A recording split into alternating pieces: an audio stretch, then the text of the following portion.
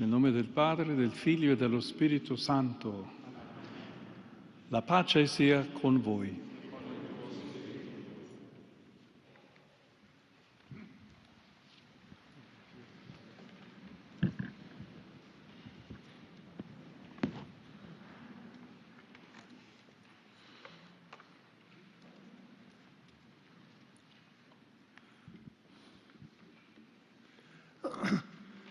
Holy Father, allow me in my capacity as Dean of the Diplomatic Corps accredited to the Holy See to extend to you our most sincere greetings and our heartfelt best wishes for the new year that has just begun. I renew our gratitude for this important moment of closeness, an encounter that bears witness to the friendship between the Holy See and our diplomatic missions, united by the shared aim of pursuing peace among peoples and nations. With deep emotion, permit me on this occasion to remember your beloved predecessor, Pope Francis. It was precisely last January in this very place that he welcomed us and affectionately invited us to become messengers throughout the world of hope, which was at the very foundation of the Jubilee that just concluded. Holy Father, in recalling the months that have passed, it is fitting to evoke the whirlwind of emotions that each of us experienced. From the news of the passing of Pope Bergoglio during the Easter celebrations to your elections to the See of Peter. We first felt sorrow and disbelief at the death of a shepherd who bore witness to love for his flock until his final moment. Then the emptiness of the days of mourning. Finally came the joy of the white smoke and the pealing bells throughout the eternal city, which transformed waiting into a hopeful anticipation for the new Vicar of Christ. I remember that afternoon, people rushing towards the Vatican in Via della Conciliazione, filling rapidly and joyfully with men and women from all over the world, present as witnesses to history at the moment when the new Pope will appear from the loggia of St. Peter's Basilica. I recall the applause and the happiness of the crowd upon hearing your name proclaimed for the first time as Supreme Pontiff Leo XIV. I was then struck, Your Holiness, by the attentive silence with which your inaugural address was received.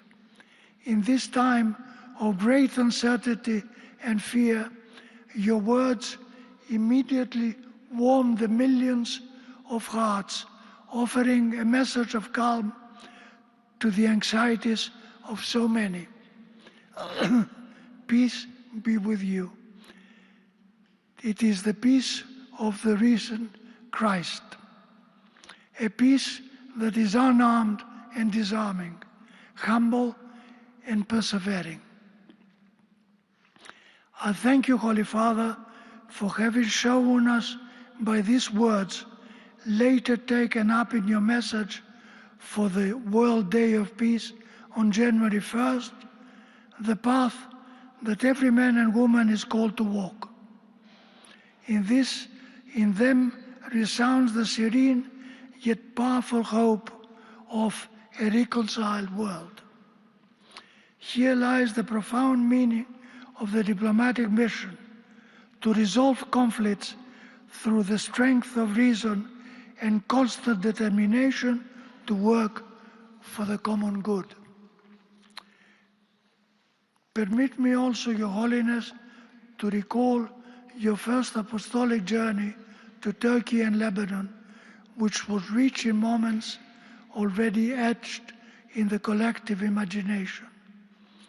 In Turkey, on the 1700th anniversary of the Council of Nicaea, the journey towards Christian unity experienced a historic milestone in your prayerful recollection with the Patriarch of Constantinople.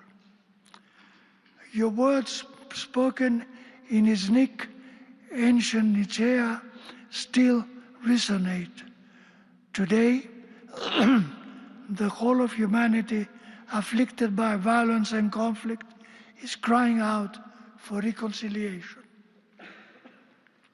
In the land of the Cedars, on the shores of a wounded Mediterranean, you recall the celebrated words of St. John Paul II.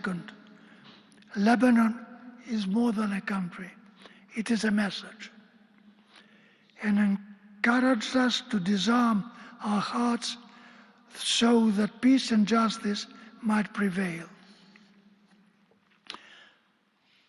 Through your inspired magisterial and pastoral action, you, Holy Father, reminded the entire world that silence in the face of wars is not neutrality, but complicity, forcefully denouncing the false truth of slogans that portray the reckless arms race as a necessity for security, while populations suffer and the abyss draws nearer.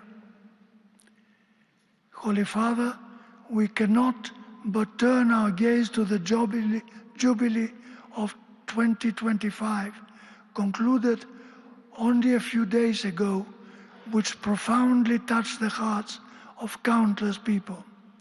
Under your guidance, the Holy Year proved to be an opportunity for genuine renewal, which translated into gestures of authentic closeness from the very beginning of your Petrine ministry.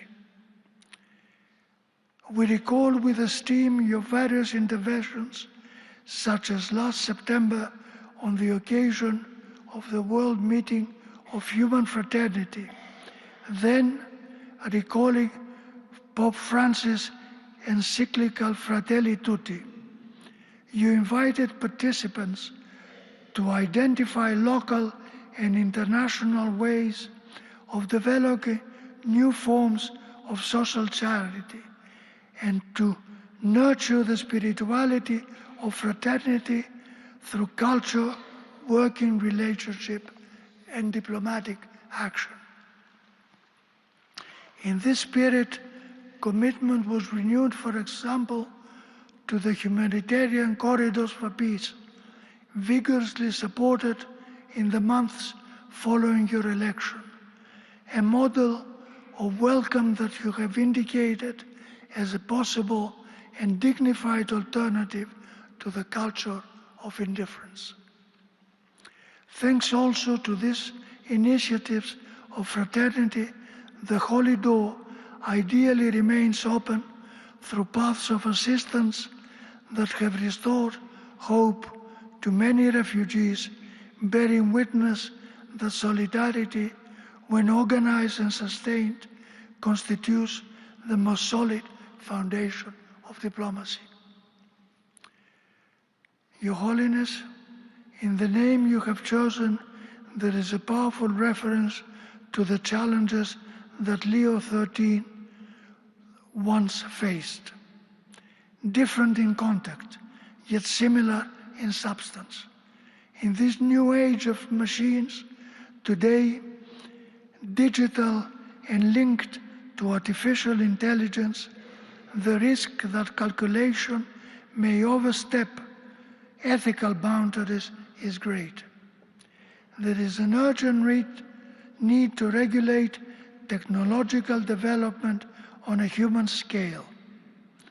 As you have repeatedly reminded us, artificial intelligence must not replace the human being, but remain at his or her service, reaffirming that data and creativity are not enough without an ethical orientation towards the integral development of the human person.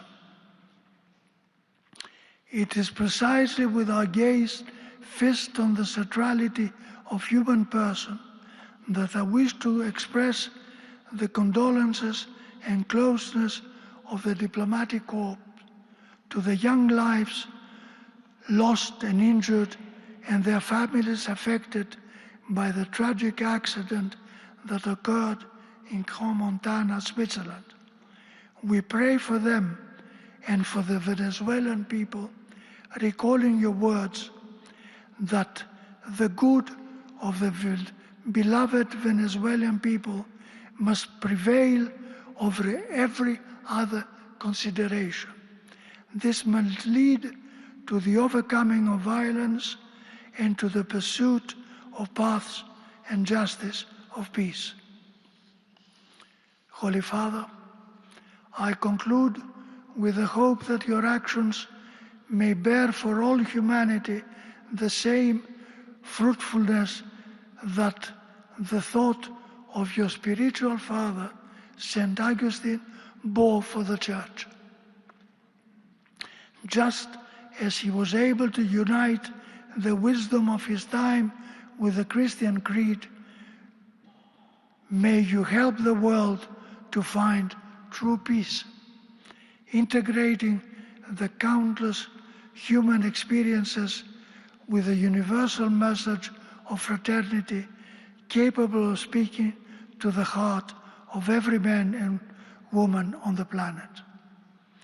Your Holiness, with profound esteem and affection on behalf of the diplomatic corps, I extend to you our warmest best wishes for the new year, renewing the offer of our service in favor of peace and the building of bonds that may help resolve the conflicts of the world.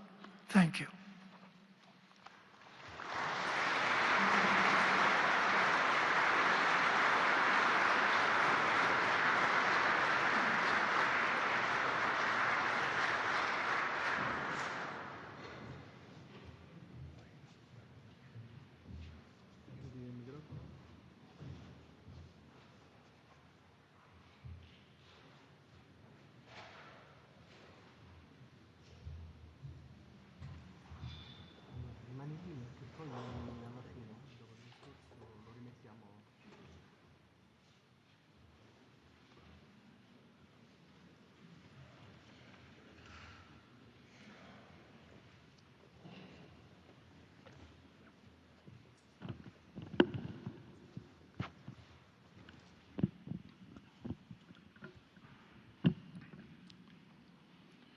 Your Eminence, Your Excellencies, distinguished members of the Diplomatic Corps, ladies and gentlemen, I would like to thank His Excellency, Ambassador George Pulides, Dean of the Diplomatic Corps, for his kind and respectful words on your behalf.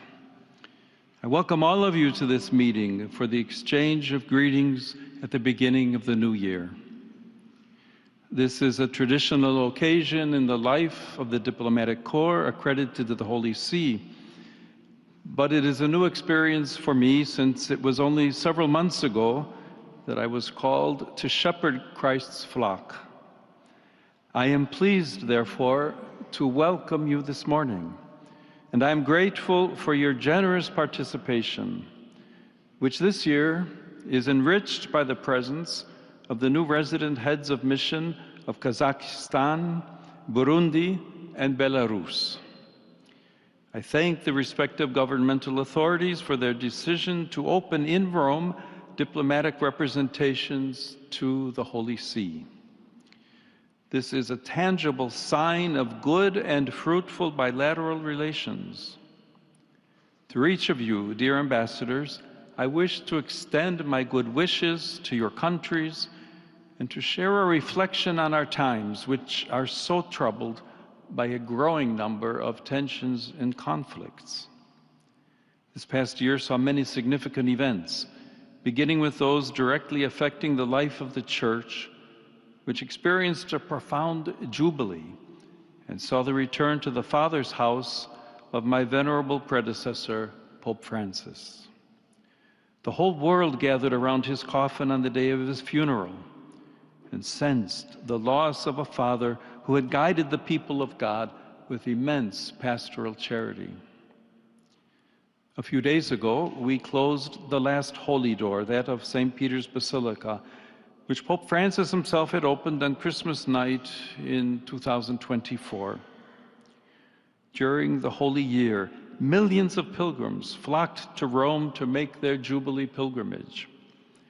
Each person brought his or her own experiences, questions, and joys, as well as pains and wounds, to pass through the holy doors, which are symbols of Christ himself, our heavenly physician. By coming in the flesh, he took upon himself our humanity in order to make us partakers of his divine life, as we contemplated in the recent celebration of Christmas. I am confident that through these experiences, many people have been able to deepen or rediscover their relationship with the Lord Jesus, finding comfort and renewed hope for facing life's challenges. In questa sede desidero esprimere particolare gratitudine ai romani che con grande pazienza e senso di ospitalità si sono fatti carico dei numerosi pellegrini e turisti giunti in urbe da ogni parte del mondo.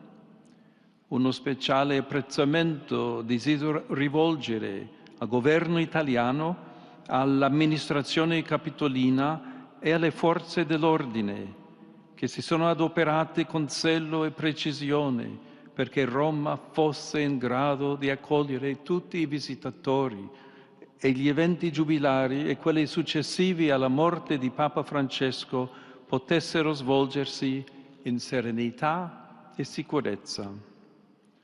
La Santa Sede e l'Italia condividono non solo la vicinanza geografica, ma soprattutto la lunga storia di fede e di cultura che lega la Chiesa a questa splendida penisola e al suo popolo.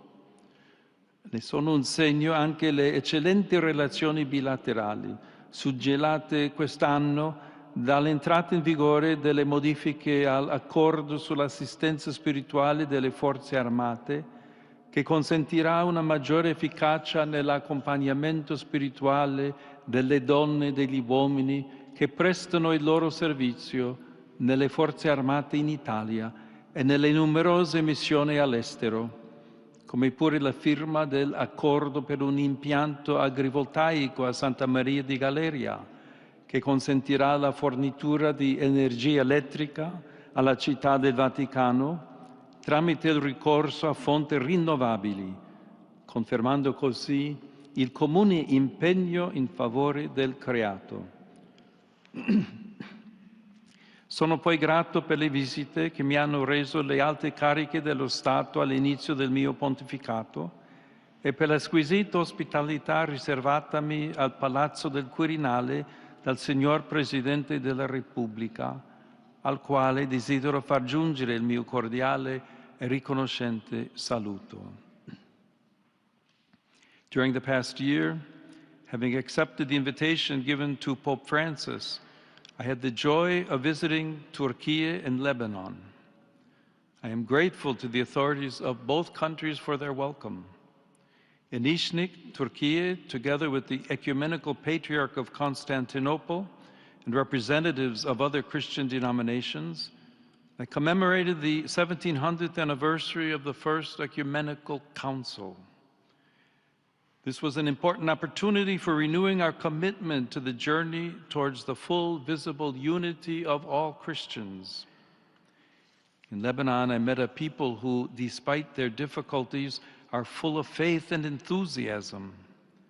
There I sensed the hope of young people who aspire to build a more just and cohesive society and to strengthen the bond of cultures and religions that makes the land of the Cedars unique in the world. Dear ambassadors, prompted by the tragic events of the sack of Rome in 410 AD, St. Augustine wrote De Civitate Dei, the City of God. This is one of the most powerful of his theological, philosophical, and literary works. As Pope Benedict XVI observed, it is an impressive work crucial to the development of Western political thought and the Christian theology of history. It draws, as we would say in contemporary terms, on a narrative that was spreading for the pagans, still numerous at that time, and even quite a few Christians thought that the God of the new religion and the apostles themselves had shown themselves incapable of protecting the city. In the days of the pagan gods, Rome was caput mundi, the great capital, and no one could have imagined that it would fall into the hands of its enemies. Now, with the God of the Christians, this great city no longer seemed secure. Certainly, our times are very distant from those events. This is not simply a question of temporal distance, but also of a different cultural awareness and the development of categories of thought. However, we cannot overlook the fact that our own cultural sensibilities have drawn nourishment from that work, which, like all the classics, speaks to people of every generation. Augustine interprets events in history itself according to the model of two cities. First, there's the city of God, which is eternal and characterized by God's unconditional love, amor Dei, as well as love for one's neighbor, especially the poor. Then there is the earthly city, which is a temporary dwelling place where human beings live until death. In our day, the latter includes all social and political institutions, from the family to the nation state and international organizations. For Augustine, this city was epitomized by the Roman Empire.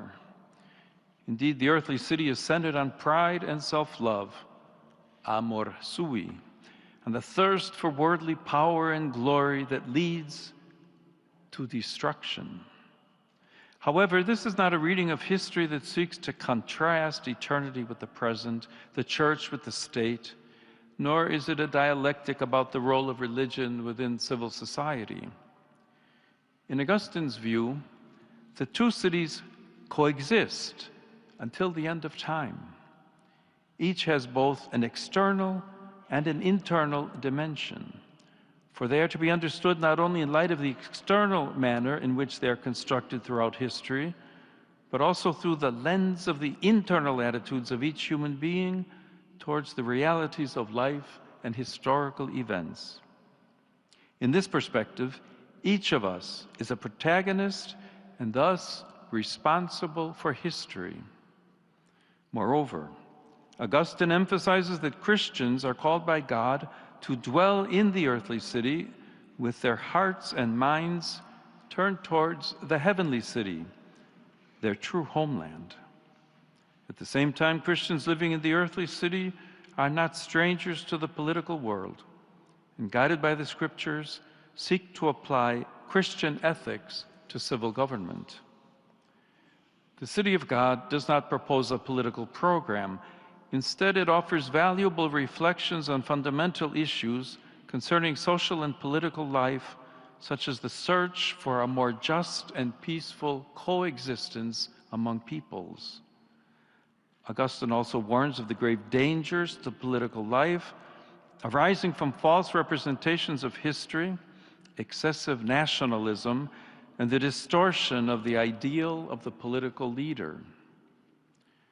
Although the context in which we live today is different from that of the 5th century, some similarities remain highly relevant. We are now, as then, in an era of widespread migratory movements. As then, we are living at a time of a profound readjustment of geopolitical balances and cultural paradigms. As then, we are, in Pope Francis' well-known expression, not in an era of change, but in a change of era. In our time, the weakness of multilateralism is a particular cause for concern at the international level. A diplomacy that promotes dialogue and seeks consensus among all parties is being replaced by a diplomacy based on force by either individuals or groups of allies. War is back in vogue, and a zeal for war is spreading. The principle established after the Second World War, which prohibited nations from using force to violate the borders of others, has been completely undermined. Peace is no longer sought as a gift and a desirable good in itself, or in the pursuit of the establishment of the ordered universe willed by God, with a more perfect form of justice among men and women. Instead, peace is sought through weapons as a condition for asserting one's own dominion. This gravely threatens the rule of law, which is the foundation of all peaceful civil coexistence. Furthermore, St. Augustine notes, there is no one who does not wish to have peace. For even those who make war desire nothing but victory. They desire, that is to say, to attain peace with glory. For what else is victory than the conquest of those who resist us? And when this is done, there is peace.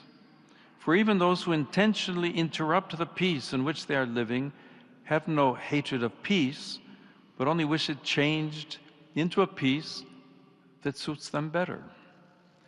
They do not therefore wish to have no peace, but only the peace that they desire. It was precisely this attitude that led humanity into the tragedy of the Second World War. From those ashes, the United Nations was born, whose 80th anniversary was recently celebrated. The UN was established by the determination of 51 nations as the center of multilateral cooperation in order to prevent future global catastrophes, for safeguarding peace, defending fundamental human rights, and promoting sustainable development.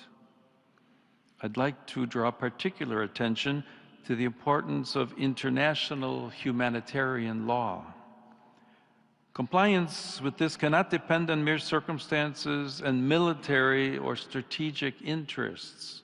Humanitarian law, in addition to guaranteeing a minimum of humanity during the ravages of war, is a commitment that states have made.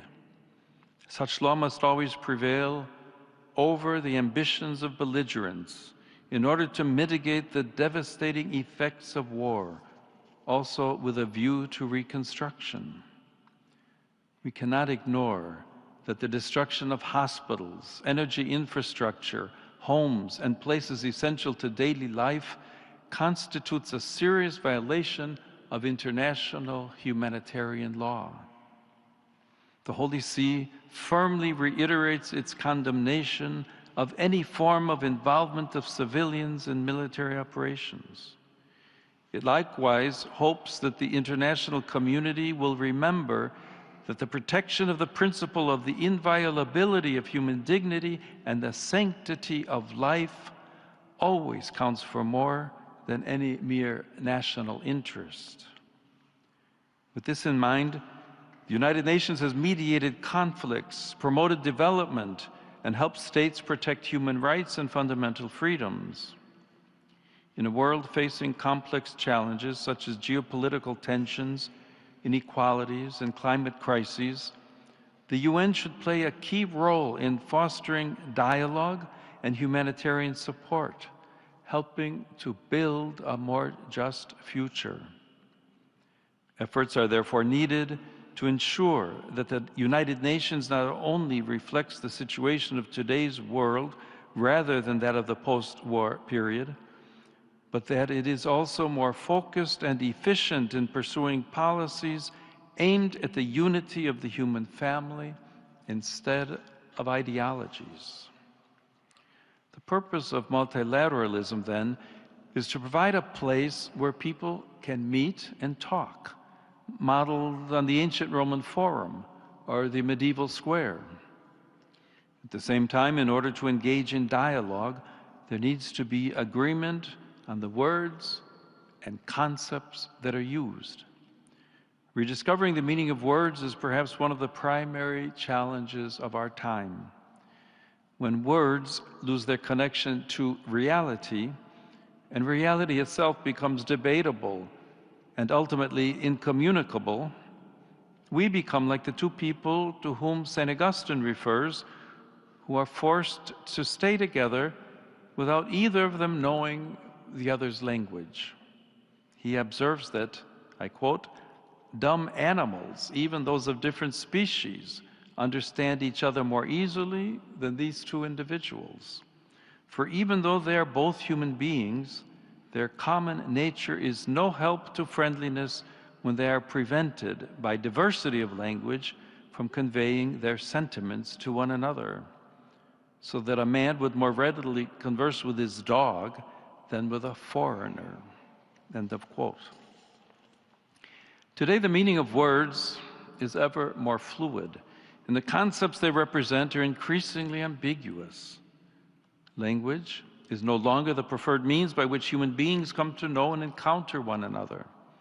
Moreover, in the contortions of semantic ambiguity, language is becoming more and more a weapon with which to deceive or to strike and offend opponents. We need words once again to express distinct and clear realities unequivocally. Only in this way can authentic dialogue resume without misunderstandings. This should happen in our homes and public spaces, in politics, in the media, and on social media.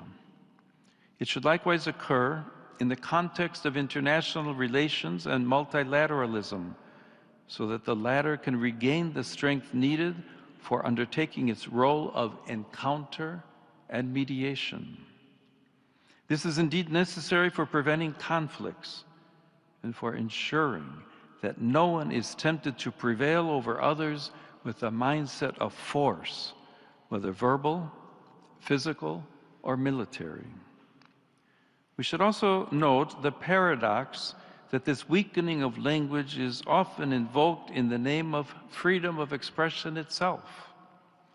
However, on closer inspection, the opposite is true, for freedom of speech and expression is guaranteed precisely by the certainty of language and the fact that every term is anchored in the truth. It is painful to see how, especially in the West, the space for genuine freedom of expression is rapidly shrinking. At the same time, a new Orwellian-style language is developing, which, in an attempt to be increasingly inclusive, ends up excluding those who do not conform to the ideologies that are fueling it. Unfortunately, this leads to other consequences that end up restricting fundamental human rights, starting with the freedom of conscience. In this regard, conscientious objection allows individuals to refuse legal or professional obligations that conflict with moral, ethical, or religious principles deeply rooted in their personal lives. This may be the refusal of military service in the name of nonviolence, or the refusal on the part of doctors and healthcare professionals to engage in practices such as abortion or euthanasia.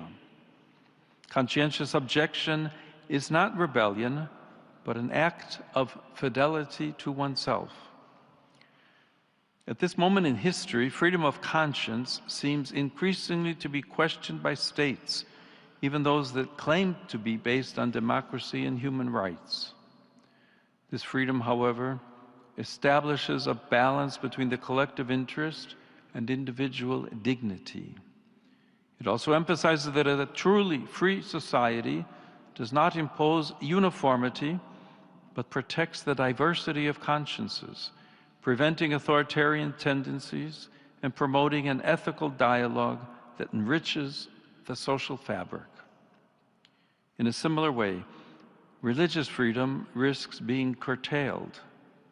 As Benedict XVI recalled, this is the first of all human rights because it expresses the most fundamental reality of the person. The most recent data shows that violations of religious freedom are on the rise, and that 64% of the world's population suffers serious violations of this right. In requesting that the religious freedom and worship of Christians be fully respected, the Holy See asks the same for all other religious communities. On the 60th anniversary of the promulgation of the Declaration Nostra Aetate, one of the fruits of the Second Vatican Ecumenical Council that concluded on December 8, 1965, I had the opportunity to reiterate the categorical rejection of all forms of anti-Semitism, which unfortunately continues to sow hatred and death. I likewise emphasize the importance of cultivating the Jewish-Christian dialogue, deepening our common biblical roots. On that same commemorative occasion, the meeting with representatives of other religions allowed me to renew my appreciation for the progress made in recent decades along the path of interreligious dialogue. Indeed, in every sincere religious quest, there is a reflection of the one divine mystery that embraces all creation. In this regard, I ask all the nations to guarantee full freedom of religion and worship to each of their citizens.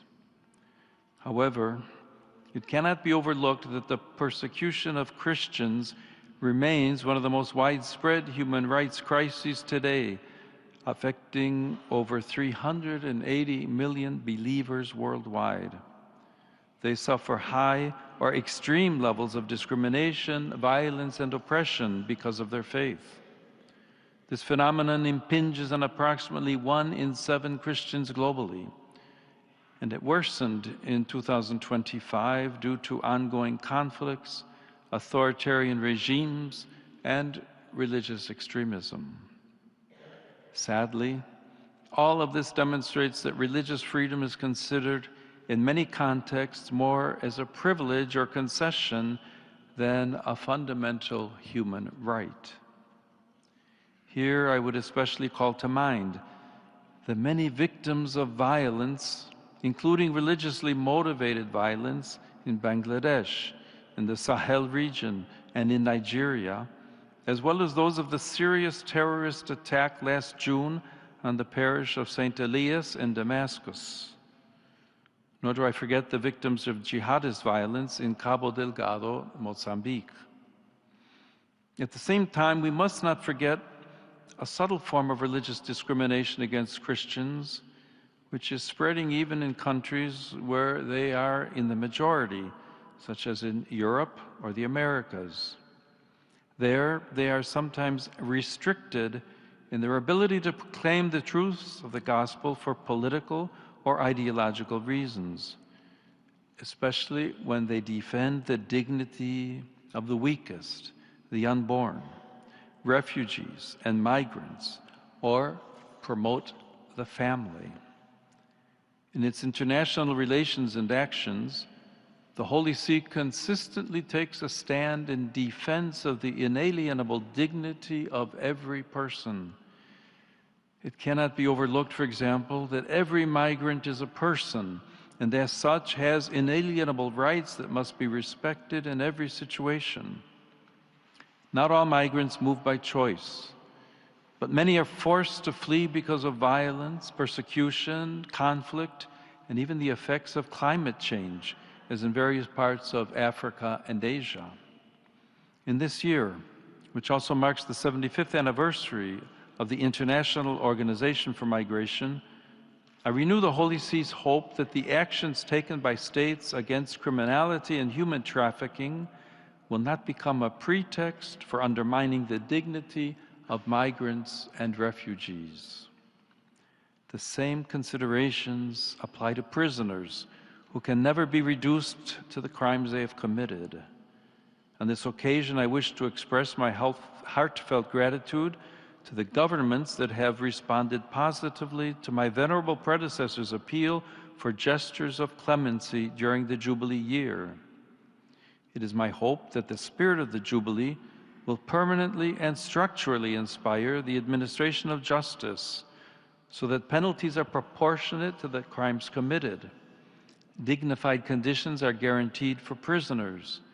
And above all, efforts are made to abolish the death penalty, a measure that destroys all hope of forgiveness and renewal. Nor can we forget the suffering of so many prisoners held for political reasons in many countries. Furthermore, from a Christian perspective, human beings are created in the image and likeness of God, who, by calling them into existence out of love, has at the same time called them to love. This vocation is revealed in a privileged and unique way within the family. It is in this context that we learn to love and foster the capacity to serve life, thus contributing to the development of society and the Church's mission. Despite its centrality, the institution of the family faces two crucial challenges today. On the one hand, there is a worrying tendency in the international system to neglect and underestimate its fundamental social role, leading to its progressive institutional marginalization. On the other hand, we cannot ignore the growing and painful reality of fragile, broken, and suffering families afflicted by internal difficulties and disturbing phenomena, including domestic violence. The vocation to love and to life, which manifests itself in an important way in the exclusive and indissoluble union between a woman and a man, implies a fundamental ethical imperative for enabling families to welcome and fully care for unborn life. This is increasingly a priority, especially in those countries that are experiencing a dramatic decline in birth rates. Life, in fact, is a priceless gift that develops within a committed relationship based on mutual self-giving and service. In light of this profound vision of life as a gift to be cherished, and of the family as its responsible guardian, we categorically reject any practice that denies or exploits the origin of life and its development. Among these is abortion, which cuts short a growing life and refuses to welcome the gift of life. In this regard, the Holy See expresses deep concern about projects aimed at financing cross-border mobility for the purpose of accessing the so-called right to safe abortion. It also considers it deplorable that public resources are allocated to suppress life rather than being invested to support mothers and families. The primary objective must remain the protection of every unborn child and the effective and concrete support of every woman so that she is able to welcome life. Likewise, there's the practice of surrogacy. By transforming gestation into a negotiable service, this violates the dignity both of the child, who is reduced to a product, and of the mother, exploiting her body and the generative process and distorting the original relational calling of the family. Similar considerations can be extended to the sick, to those who are elderly or isolated, who at times struggle to find a reason to continue living. Civil society and states also have a responsibility to respond concretely to situations of vulnerability, offering solutions to human suffering such as palliative care, and promoting policies of authentic solidarity rather than encouraging deceptive forms of compassion such as euthanasia. A comparable reflection can be made concerning the many young people who are forced to confront numerous hardships, including drug addiction. In order to prevent millions of young people around the world from falling victim to substance abuse, concerted efforts are required to eradicate this scourge upon humanity and the drug trafficking that fuels it. Together with these efforts, there must be adequate policies for recovery from addiction, as well as greater investment in human development, education, and the creation of employment opportunities. In light of these challenges, we firmly reiterate that the protection of the right to life constitutes the indispensable foundation of every other human right. A society is healthy and truly progresses only when it safeguards the sanctity of human life and works actively to promote it. The aforementioned considerations lead me to believe that in the current context, we are seeing an actual short circuit of human rights. The right to freedom of expression, freedom of conscience, religious freedom, and even the right to life are being restricted in the name of other so-called new rights, with the result that the very framework of human rights is losing its vitality and creating space for force and oppression. This occurs when each right becomes self-referential, and especially when it becomes disconnected from reality, nature, and truth. Distinguished ambassadors, while St. Augustine highlights the coexistence of the heavenly and earthly cities until the end of time, our era seems somewhat inclined to deny the city of God its right of citizenship. It seems that only the earthly city exists, enclosed exclusively within its borders. Seeking only imminent goods undermines that tranquility of order, which for Augustine constitutes the very essence of peace, which concerns society and nations as much as the human soul itself, and is essential for any civil coexistence. In the absence of a transcendent and objective foundation, only self-love prevails, to the point of indifference to God, who governs the earthly city. Yet, as Augustine notes, great is the folly of pride in those individuals who think that the supreme good can be found in this life, and that they can become happy by their own resources. Pride obscures both reality itself and our empathy toward others. It is no coincidence that pride is always at the root of every conflict. Consequently, as I recalled in my message for the World Day of Peace, we lose our sense of realism and surrender to a partial and distorted view of the world, disfigured by darkness and fear, thus paving the way for the mentality of confrontation, which is the precursor to every war. We see this in many contexts, starting with the ongoing war in Ukraine and the suffering inflicted on the civilian population. Faced with this tragic situation, the Holy See strongly reiterates the pressing need for an immediate ceasefire and for dialogue motivated by a sincere search for ways leading to peace. I make an urgent appeal to the international community not to waver in its commitment to pursuing just and lasting solutions that will protect the most vulnerable and restore hope to the afflicted peoples. I likewise emphasize the Holy See's full willingness to support any initiative that promotes peace and harmony.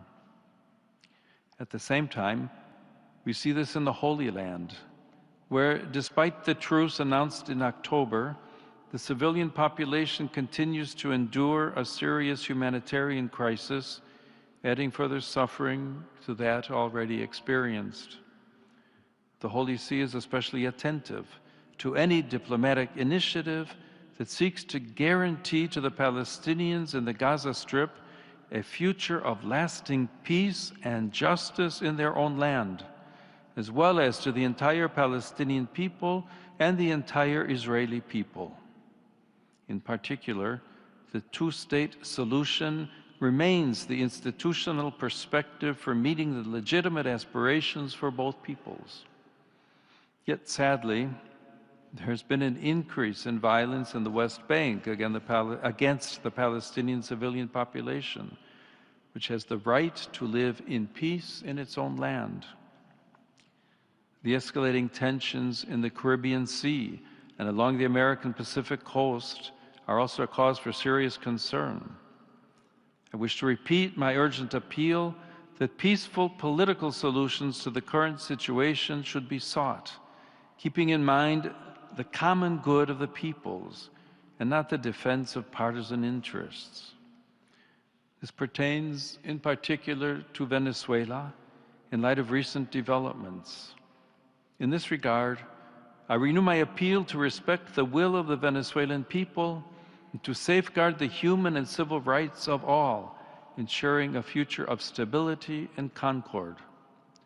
To this end, inspiration may be drawn from the example of two of its children who I had the joy of canonizing last October, José Gregorio Hernández and Sister Carmen Rendiles. May their witness inspire the building of a society founded on justice, truth, freedom, and fraternity, and thus enable the nation to rise from the grave crisis that has afflicted it for so many years. Other crises are scattered across the global landscape. First, I refer to the desperate situation in Haiti, marked by many forms of violence, from human trafficking to forced exile and kidnappings. In this regard, it is my hope that with the necessary and concrete support of the international community, the country will be able to take the necessary steps as soon as possible to restore democratic order, end violence, and achieve reconciliation and peace. Nor can we forget the situation that has affected the Great Lakes region of Africa for decades, plagued by violence that has claimed many victims. I encourage the parties involved to seek a definitive, just, and lasting solution that will put an end to a conflict that has lasted far too long. Similarly, I think of the situation in Sudan, which has been transformed into a vast battlefield, as well as the continuing political instability in South Sudan, the youngest country in the family of nations, which came into being following the referendum 15 years ago. We cannot fail to mention the intensifying signs of tension in East Asia and to express hope that all parties involved will adopt a peaceful and dialogue-based approach to the contentious issues that are a source of potential conflict. My thoughts turn in particular to the grave humanitarian and security crisis afflicting Myanmar, which was further aggravated by the devastating earthquake last March. With renewed intensity, I make an appeal that paths of peace and inclusive dialogue be courageously chosen so as to guarantee everyone fair and timely access to humanitarian aid. To be authentic, democratic processes must be accompanied by the political will to pursue the common good, to strengthen social cohesion, and to promote the integral development of every person. At the heart of many of the situations I've mentioned, we can see something that Augustine himself pointed out, namely the persistent idea that peace is only possible through the use of force and deterrence. While war is content with destruction, peace requires continuous and patient efforts of construction as well as constant vigilance.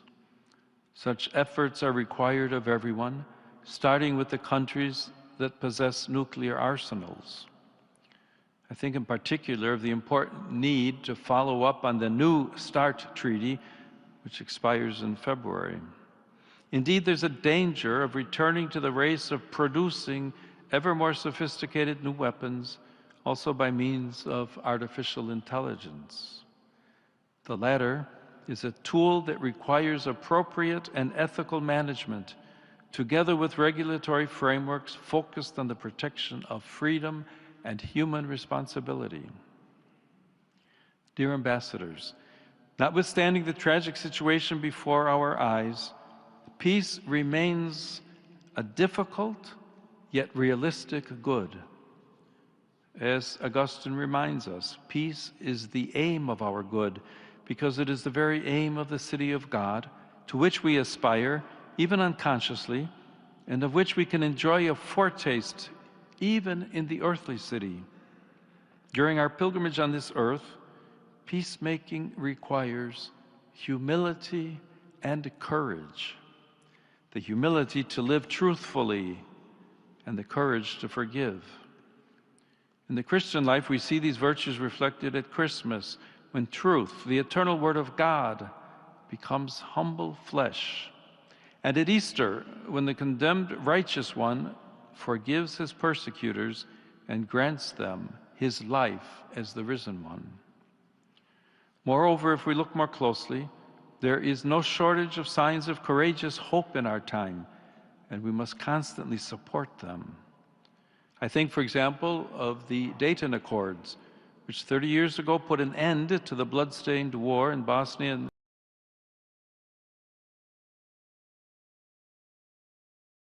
Herzegovina.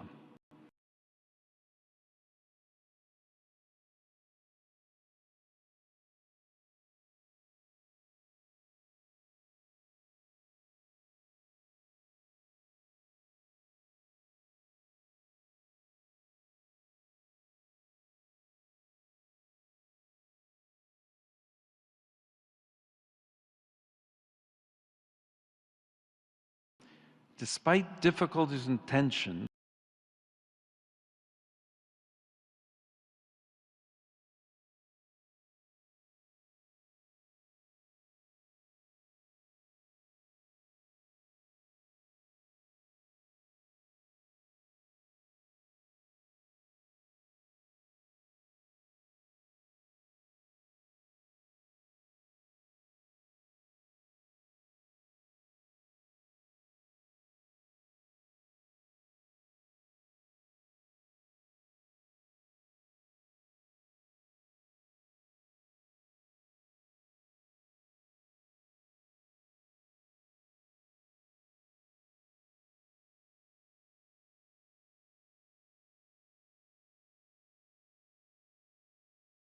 authorities to improve relations.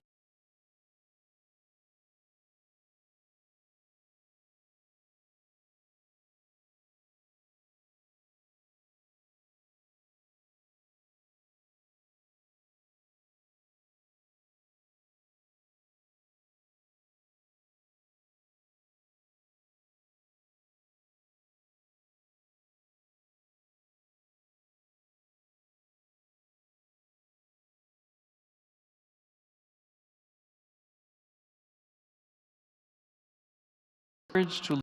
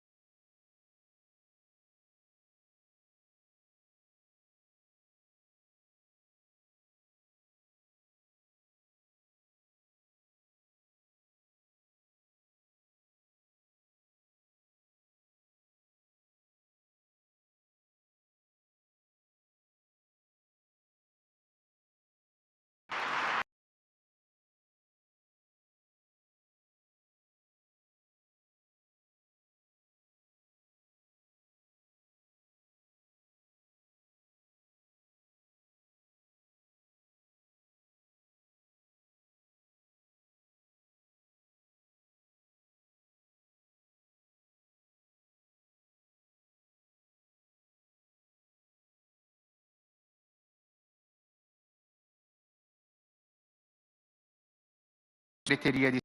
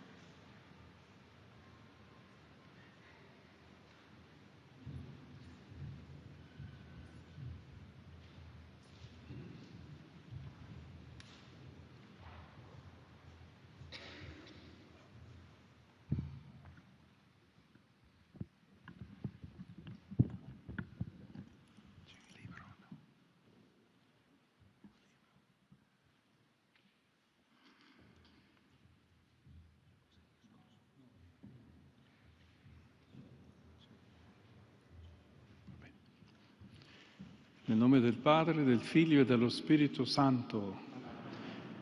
La pace sia con voi.